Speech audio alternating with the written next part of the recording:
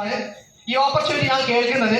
സത്യം പറഞ്ഞാൽ ഞാൻ കേട്ടൊരു ഓപ്പർച്യൂണിറ്റി അല്ല, എൻ്റെ ബ്രദറിന് വന്നൊരു ഓപ്പർച്യൂണിറ്റിയാണ്. എൻ്റെ ബ്രദറിന് ഒരു ആക്സിഡന്റ് ആയി സംഭവിച്ചു, ജോലി ചെയ്യാൻ പറ്റാത്ത അവസ്ഥ വന്ന സമയത്ത് എൻ്റെ ഫ്രണ്ട് എൻ്റെ ബ്രദറിനെ കൊണ്ടുവന്നൊരു ഓപ്പർച്യൂണിറ്റിയാണ്. അതുകൊണ്ട് ഞാൻ ശ്രദ്ധിച്ചില്ല. പക്ഷെ കൂടെ വന്ന വ്യക്തി പറഞ്ഞു, എന്നോട് ബിസിനസ് വന്ന സമയത്ത് എനിക്ക് താല്പര്യമില്ല, ഞാൻ നല്ല ജോലിയൊക്കെ ചെയ്യുന്നുണ്ട്. കാരണം കഷ്ടപ്പെട്ട് നേടിയ ജോലിയാണ്, ഓട്ടോറിക്ഷ ഓടിച്ച്, കൂട്ടുകാർന്ന് ഓട്ടോറിക്ഷ ഓടിച്ച് സ്വന്തമായി അധ്വാനിച്ച് നേടിയ ജോലിയാണ്. അതുകൊണ്ട് ജീവിതത്തിൽ വിജയിച്ചു എന്നൊരു ചിന്ത എൻ്റെ മനസ്സിൽ ഉണ്ടായിരുന്നു. അതുകൊണ്ട് ഞാൻ കേൾക്കാൻ തയ്യാറായില്ല. പക്ഷെ അദ്ദേഹം പറഞ്ഞു, നീ ബിസിനസ് ചെയ്യണ്ട, നീ അത് ജസ്റ്റ് കേട്ട് മനസ്സിലാക്കി കഴിഞ്ഞാൽ നിന്റെ ബ്രദറിന് കുറച്ച് വരുമാനം ഉണ്ടാക്കി കൊടുക്കാൻ സാധിക്കുന്നതാണ്.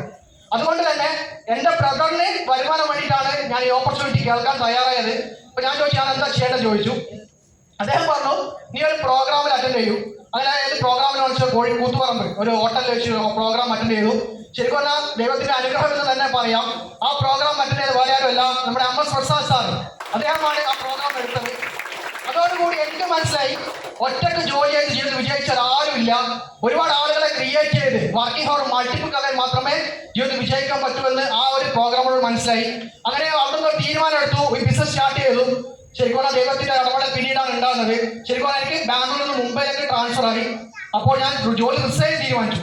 ജോലി വിട്ട സമയത്ത് വീട്ടിലൊക്കെ ഒരുപാട് പ്രശ്നങ്ങളുണ്ടായി.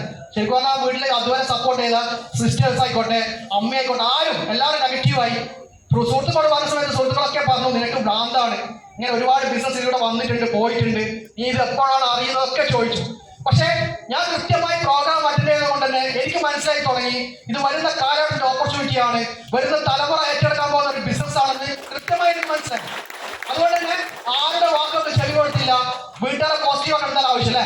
നമ്മളിപ്പോ എന്ത് പറഞ്ഞു കഴിഞ്ഞാലും വീട്ടിൽ പെണ്ണന്മാരൊക്കെ പ്രശ്നമായി കഴിഞ്ഞാൽ പ്രശ്നം തന്നെയാണ്. അതുകൊണ്ട് തന്നെ ഈ സിസ്റ്റേഴ്സിനൊക്കെ പ്രോഗ്രാം കൊണ്ടുവന്ന് ഇരുത്തി അവരെ ബിസിനസ് പഠിപ്പിച്ചു. ഫസ്റ്റ് ചെയ്ത കാര്യം ഞാൻ അതാണ്, അവരെ പോസിറ്റീവ് ആക്കാൻ ചെയ്തത്. അതിനുശേഷം ശക്തമായി ഏറ്റെടുത്തു. കൂടുതൽ 6 പേരാണ് സ്റ്റാർട്ടിങ്ങിൽ എൻ്റെ കൂടെ നിന്നത്, ബാക്കി ആരും നിന്നില്ല. അങ്ങനെ 6 പേര് തുടങ്ങിയ ഓപ്പർച്യൂണിറ്റി പിന്നെ 2000 മുകളിൽ ഡിസ്ട്രിബ്യൂട്ടേഴ്സായി വളരെ സാധിച്ചു.